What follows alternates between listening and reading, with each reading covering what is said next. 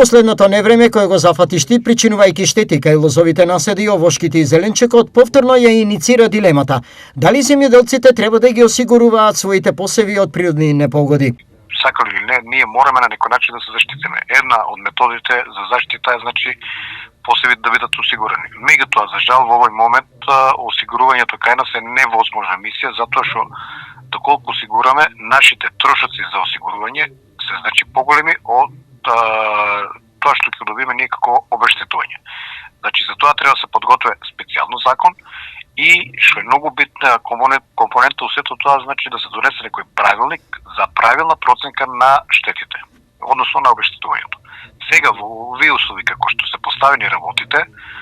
осигурителните компании се, значи, алфа и омега, тие дефинитивно се одредуваат по свое видување колку ќе биде обештетувањето, како ќе се изврши обештетувањето, како ќе се изврши проценката и на крајот земјоделците остануваат буквално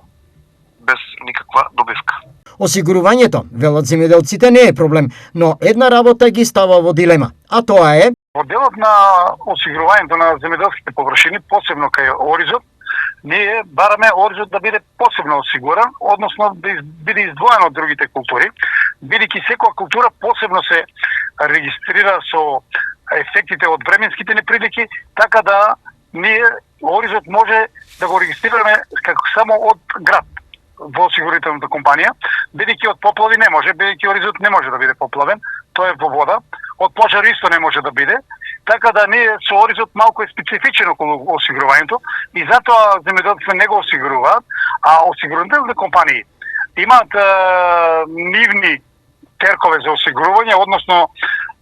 услови по кои они барат под нивните услови да биде осигурувањето и затоа ние како земјоделци на оризот не можеме да го осигураме оризот. Но ова се надоврзува и фактот што најавуваниот закон за задолжително осигурување на земјоделците се уште е на хартија. За сега нема сигнали од надлежните дека истиот би бил како точка на дневниот ред на работа на владата, но и потоа на работа на парламентарците кои за него треба да дадат зелено светло за негова важност.